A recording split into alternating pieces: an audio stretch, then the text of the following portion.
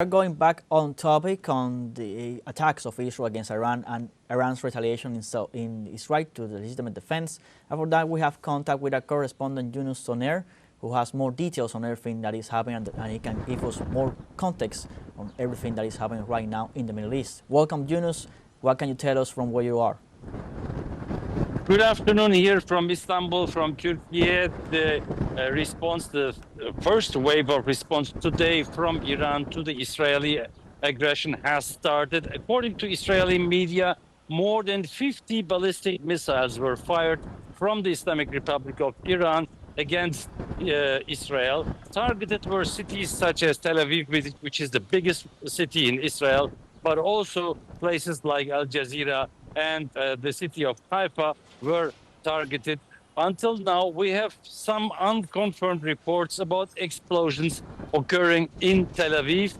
The Israeli air defense tries to stop these missiles, joined by American and British planes that also assist the Israeli state in its defense. But the missiles, at least some of them, seem to have arrived at their destination.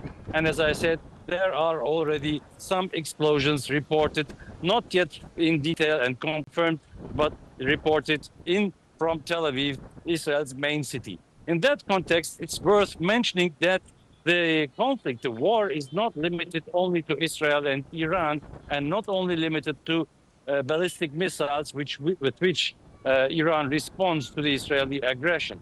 There is also militia groups in Iraq, Iran's neighboring country, which are allied with Iran and which have started targeting Syrian militia groups at the border around the village of Abu Kemal. This is important because Syria has become a place, a camp of debate, but its airspace is being used by Israeli warplanes to attack Iran. So this is a kind of ground response to that.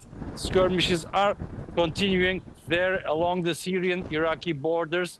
And on the other side, in the Gaza Strip, there is the resistance continuing. Al-Qassam brigades announced that they have ambushed Israeli occupation soldiers in the Gaza Strip yesterday, killing one soldier and wounding several. This was also confirmed by the Israeli press. So this is an ongoing war which is not limited to Iran and Israel, but which has different components and which is not limited to ballistic missiles or air war, but has a ground aspect touching in the Syrian-Iraqi border and also continuing resistance in the Gaza Strip. Yunus, I wanted to ask you, we just saw statements that were given by U.S. President Donald Trump to ABC News saying that it could be possible that the U.S. could get involved in this Iran-Israel conflict.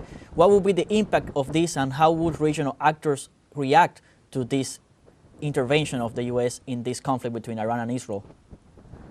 Well, first of all, here in the Orient, or as we prefer to call it, West Asia, everybody knows that the United States is already involved.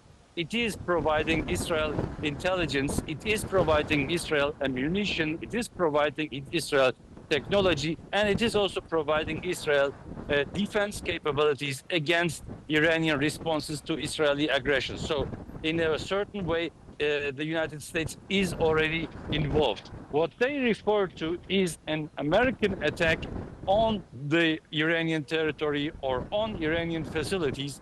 This is something that is rejected over all of the governments here in the region, except the one of Netanyahu, of Israel, of course.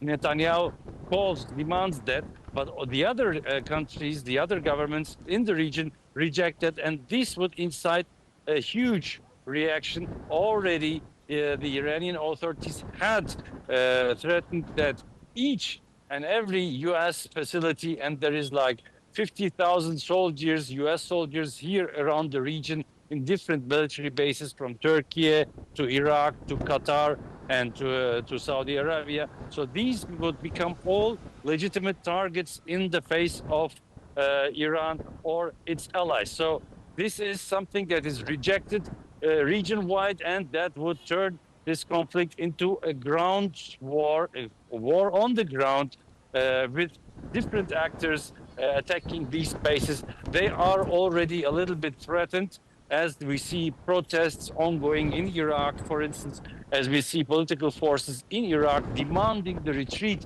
of US soldiers. The US presence in Syria is also hotly debated. Turkey rejects it. The Syrian government is also against it. So this would be a very dangerous move to make on Washington's side. Thank you, Yunus. We're going to stay in touch for upcoming news briefs so that we can continue to have all the latest updates coming from the region.